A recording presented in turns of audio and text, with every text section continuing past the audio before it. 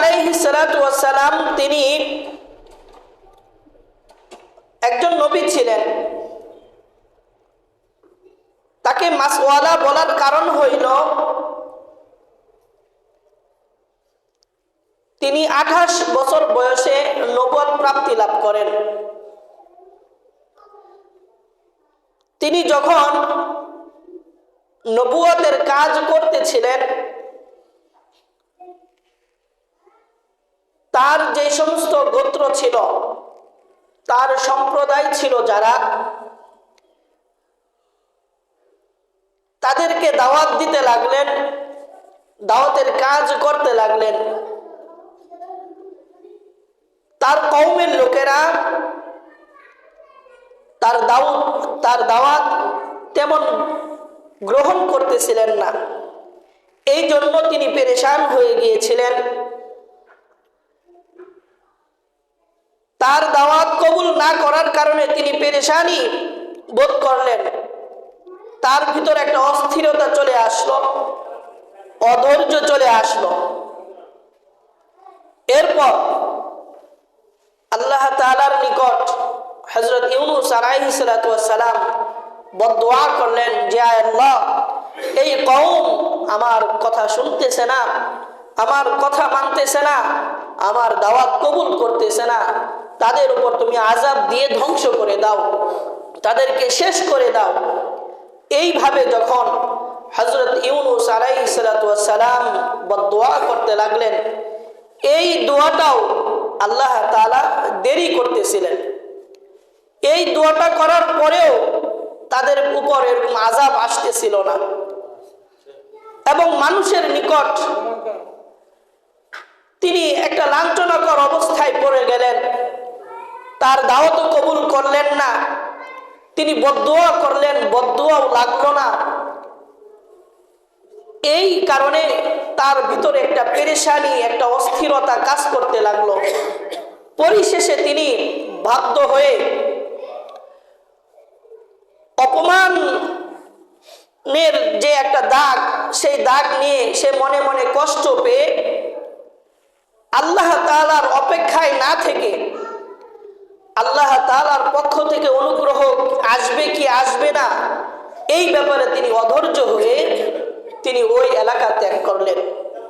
ওই এলাকা ত্যাগ করতে গিয়ে তখন মাঝপথে ফোরাত নদী পড়ে।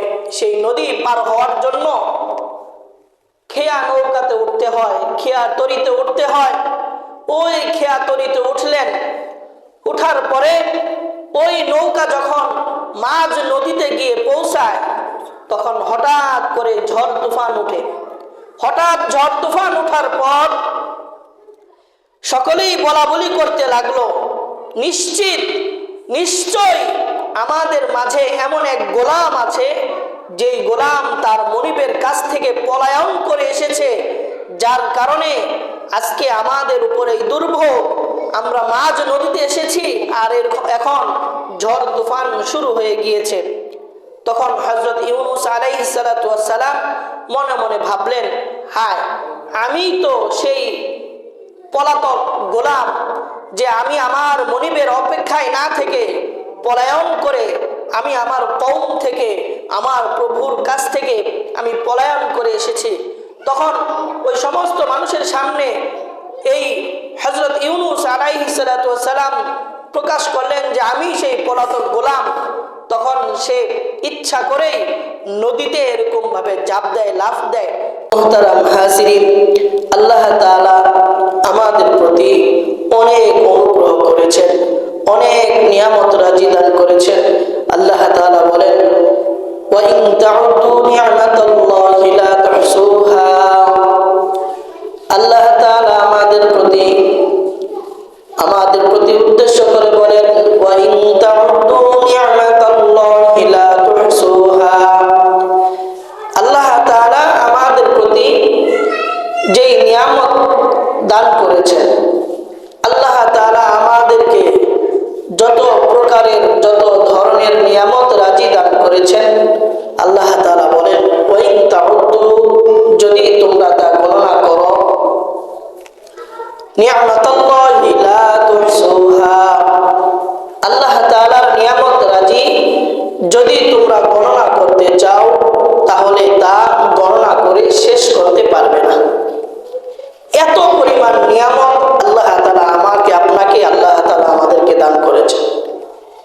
কি পরিমাণ নিয়ামত রাজি দান করেছেন। আল্লাহ তাআলা অন্যত্র আয়াতে কারিমার মধ্যে বলেন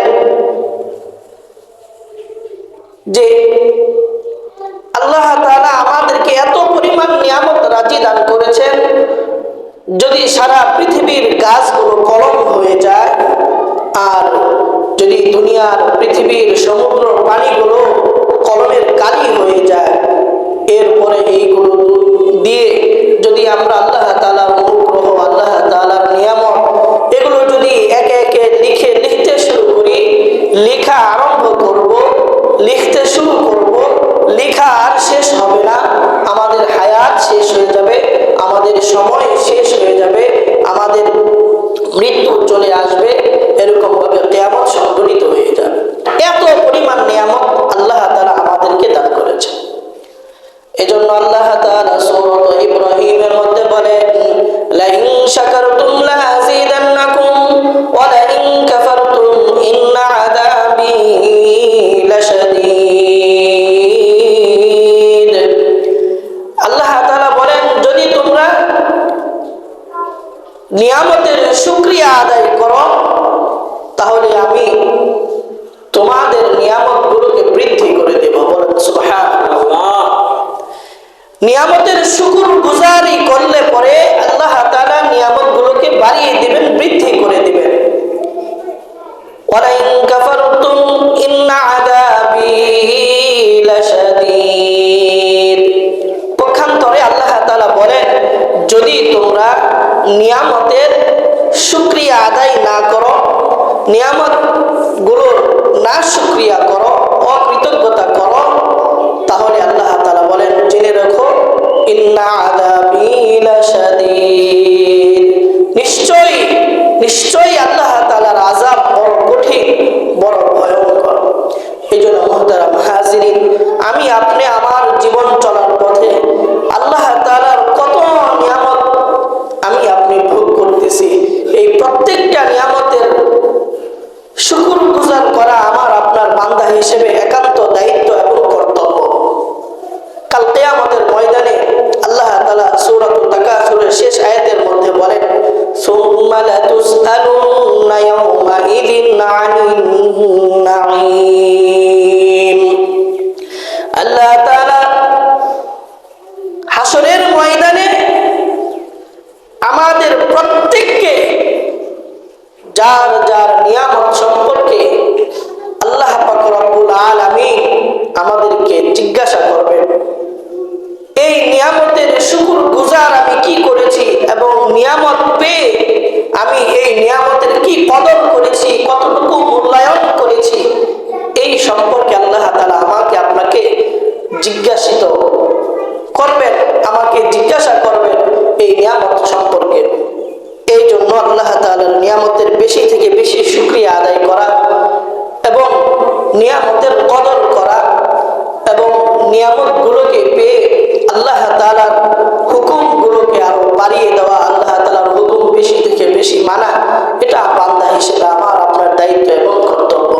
আল্লাহ সুবহানাহু ওয়া তাআলা আমাদের সকলকে, আল্লাহ তাআলা আমাদেরকে যত ধরনের নিয়ামত রাজি দান করেছেন, প্রত্যেকটা নিয়ামতকে যথাযথভাবে কদর করার তৌফিক দান করেন। বলেন আমিন। আমিন। মুহতারাম হাজিরিন, ধারাবাহিকভাবে আলোচনা চলতেছিল। সর্বশেষ সূরাতুল কলামের শেষের 2-4টি আয়াতে কারিমা বাকি ছিল। সেই 2-4টি আয়াতে কারিমা আমি আপনাদের সামনে তেলাওয়াত করেছি। আজকে আমি সেই সম্পর্কেই 2-4টি কথা বলি আজকের বয়ান শেষ করব। আল্লাহ পাক রব্বুল আলামিন সূরাতুল কলামের 48 নম্বর আয়াত থেকে আমি আজকে তেলাওয়াত করেছি।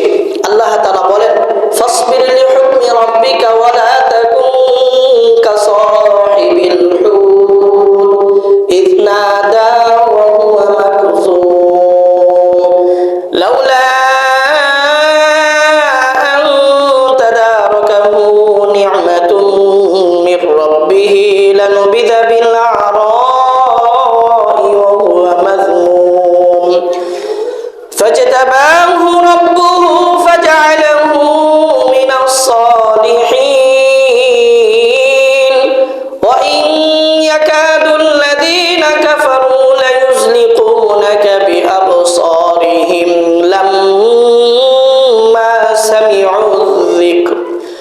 لما سمعوا الذكر ويقولون إنه لمجنون وما هو إلا ذكر للعالمين। এই কয়েকটি আয়াতে কারিমা আমি আপনাদের সামনে তেলাওয়াত করলাম। আল্লাহ পাক রব্বুল আলামিন সূরাতুল কলামের সর্বশেষ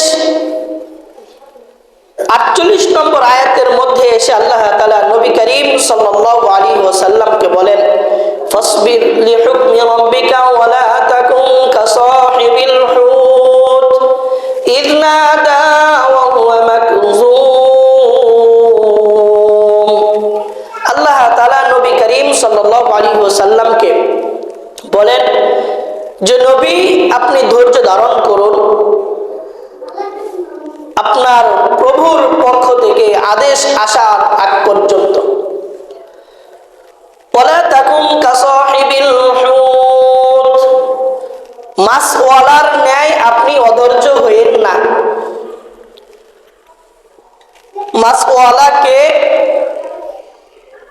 মাছওয়ালা হলেন হযরত ইউনূস আলাইহিস সালাতু ওয়াস সালাম। তার নাম হইল হযরত ইউনূস আলাইহিস সালাতু ওয়াস সালাম। তাকে মাছওয়ালা কেন বলা হয়? হযরত ইউনূস আলাইহিস সালাতু ওয়াস সালাম সম্পর্কে একটি ঘটনা আমরা সকলেই জানি। হযরত ইউনূস আলাইহিস সালাতু ওয়াস সালাম ছিলেন একজন নবী, আল্লাহ তাআলার মাহবুব একজন বান্দা। তার পিতার নাম ছিলেন মাত্তা ইবনে ইউনূস আলাইহিস সালাতু ওয়াস সালাম। এই হযরত ইউনূস আলাইহিস সালাতু ওয়াস সালাম তিনি একজন নবী ছিলেন। তাকে মাছওয়ালা বলার কারণ হইল তিনি 28 বছর বয়সে নবুয়ত প্রাপ্তি লাভ করেন। তিনি যখন নবুয়তের কাজ করতেছিলেন, তার যে সমস্ত গোত্র ছিল, তার সম্প্রদায় ছিল যারা, তাদেরকে দাওয়াত দিতে লাগলেন, দাওয়াতের কাজ করতে লাগলেন। তার কওমের লোকেরা তার দাওয়াত তেমন গ্রহণ করতেছিলেন না। এই জন্য তিনি পেরেশান হয়ে গিয়েছিলেন। তার দাওয়াত কবুল না করার কারণে তিনি পেরেশানি বোধ করলেন। তার ভিতর একটা অস্থিরতা চলে আসলো, অধৈর্য চলে আসলো।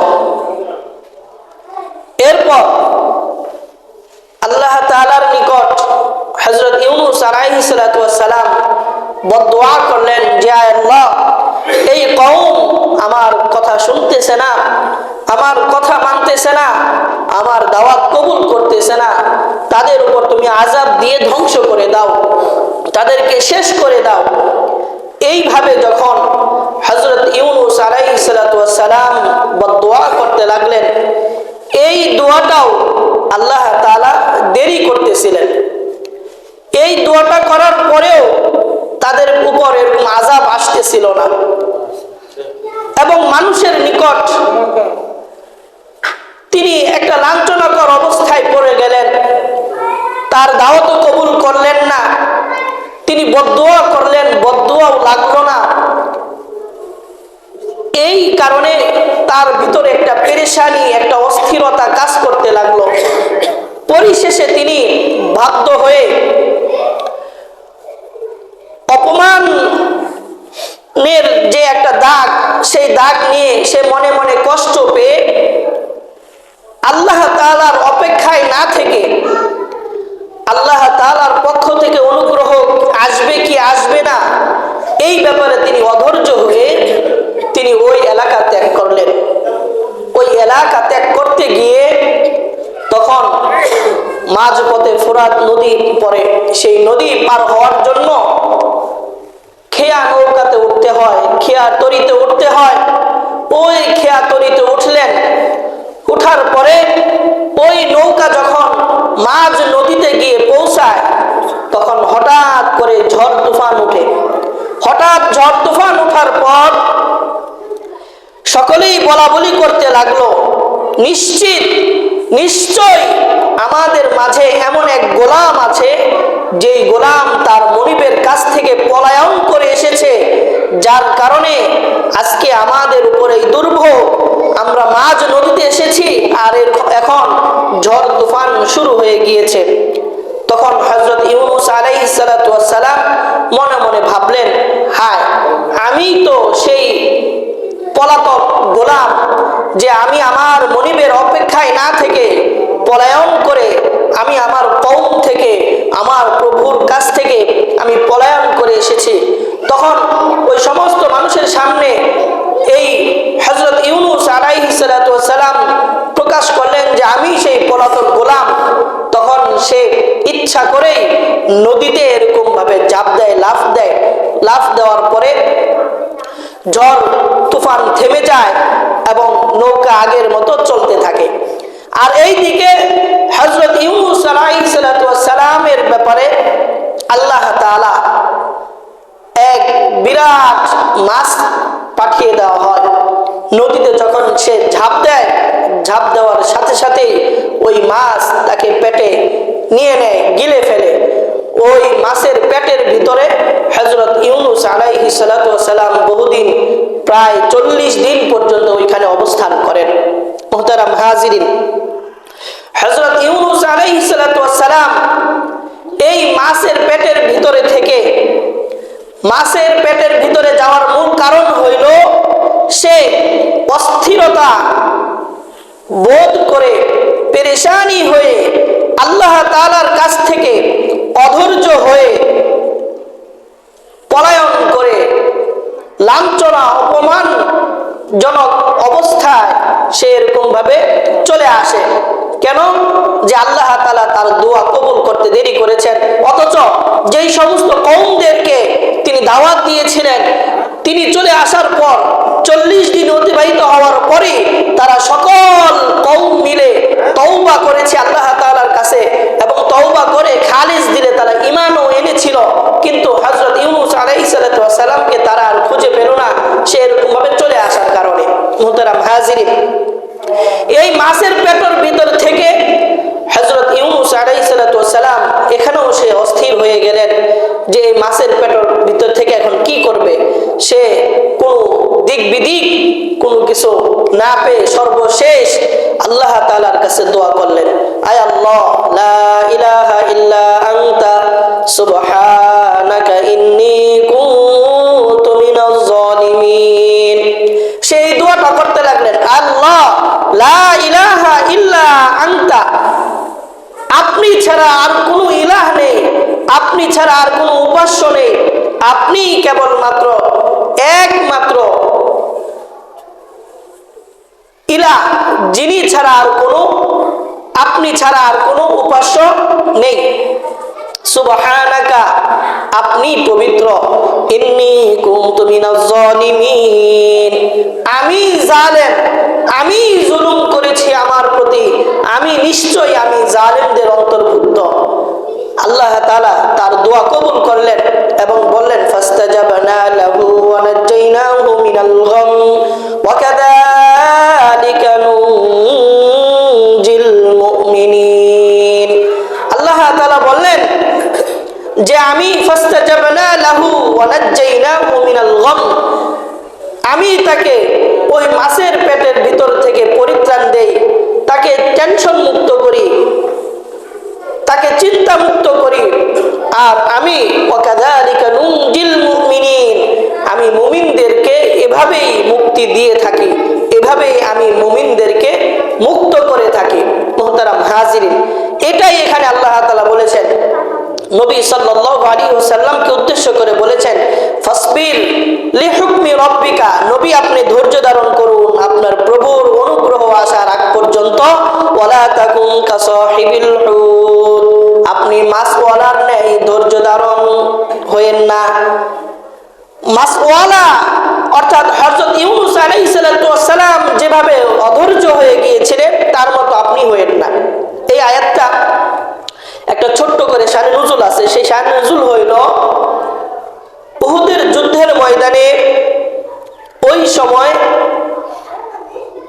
নবী সাল্লাল্লাহু আলাইহি ওয়াসাল্লামকে নিয়ে অনেকেই অনেক মন্তব্য করেছিলেন, অনেকেই কটূক্তি করেছিলেন, অনেকেই অনেক কথাবার্তা বলেছিলেন রাসূল সাল্লাল্লাহু আলাইহি ওয়াসাল্লামের বিরুদ্ধে।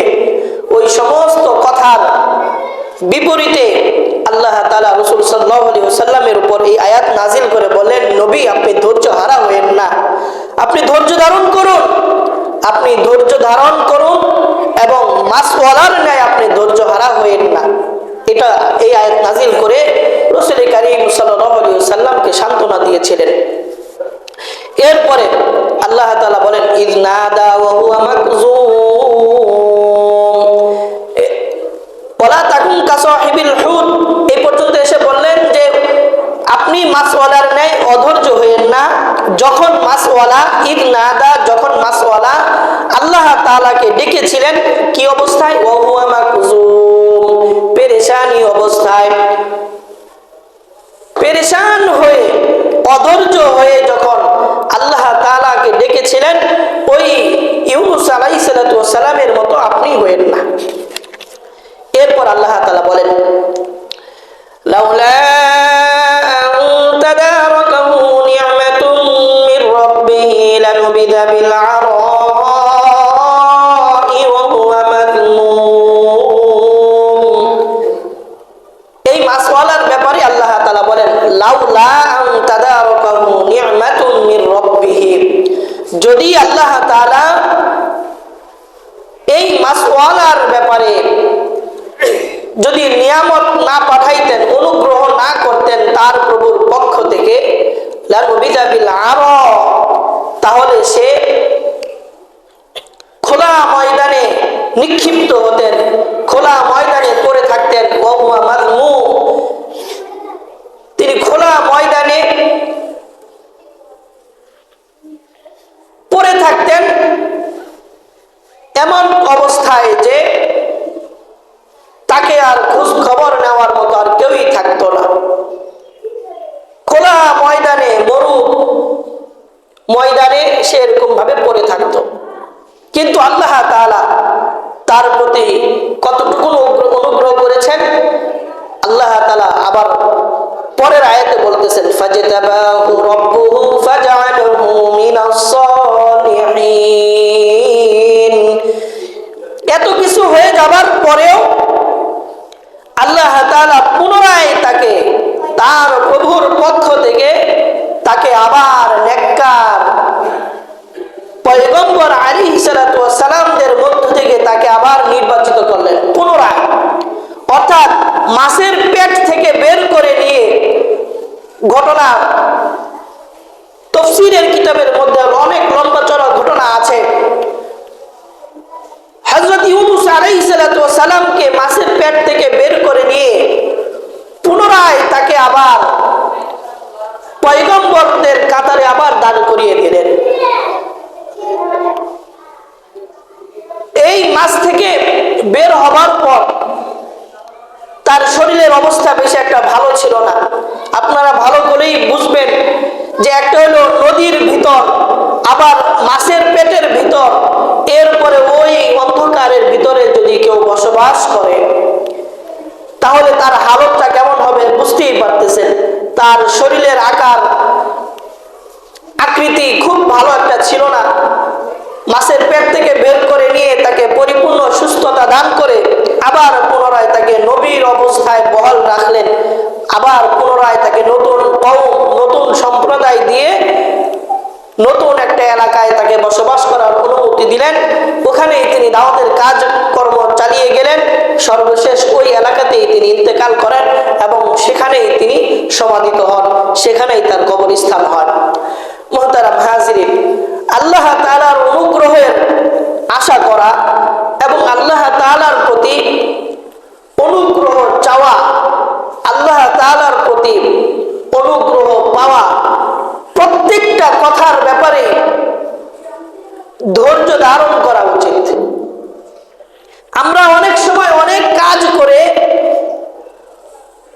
একেবারেই কাজ করা শেষ হইতে দেরি হয়, কিন্তু অধৈর্য হইতে, ধৈর্য হারা হইতে আমাদের সময় লাগে না।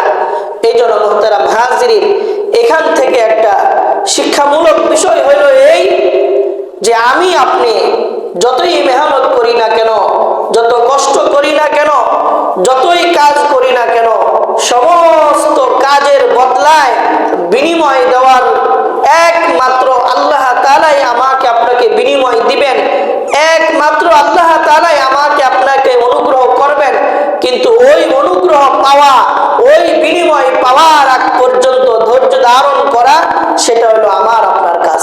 এই জন্যই আল্লাহ তাআলা সূরাতুল বাকারার মধ্যে বলেন, ইয়া আইয়ুহাল্লাযীনা আমানু ইসতাঈনু বিস-সাবরি ওয়াস-সালাহ, ইয়া আইয়ুহাল্লাযীনা আমানু ইসতাঈনু বিস-সাবরি ওয়াস-সালাহ, হে ঈমানদারগণ, তোমরা আল্লাহ তাআলার সাহায্য পেতে হলে নামাজ আদায় করো এবং ধৈর্য ধারণ করতে থাকো। তোমরা আল্লাহ তাআলার সাহায্য পেতে চাও, তাহলে ধৈর্য ধারণ করতে থাকো এবং নামাজ আদায় করতে থাকো। এরপর আল্লাহ তাআলা বলেন, ইন্নাল্লাহা মা'আস সাবিরিন, যে নিশ্চয়ই যারা ধৈর্য ধারণ করবে তাদের সাথে আল্লাহ আছেন, তাদের সাথে আল্লাহ আছেন। মুহতারাম হাজিরিন, আমি আপনাদের কাছে প্রশ্ন করতে চাই, যেই ব্যক্তির সাথে আল্লাহ আছেন ওই ব্যক্তির আর কোনো সমস্যা হতে পারে বলেন? কশিন কালেও না। যার সাথে আল্লাহ রয়েছেন তার আর কোনো কষ্ট, আর কোনো সমস্যা, আর কোনো পেরেশানি থাকতেই পারে না। কি বলেন, কথা ঠিক কিনা? এই জন্য আমরা সর্বহালতে ধৈর্য ধারণ করব। আমরা কেউই কখনোই অধৈর্য হব না। সমস্ত কাজে আমরা ধৈর্য ধারণ করব। নামাজের বেলায়, রোজার বেলায়, যাকাত আদায়ের বেলায়, হজের বেলায়, দান সদকা খয়রাতের বেলায়, এরপরে দুনিয়ার হাইসিয়তে যত কাজ আছে সমস্ত কাজেই ধৈর্য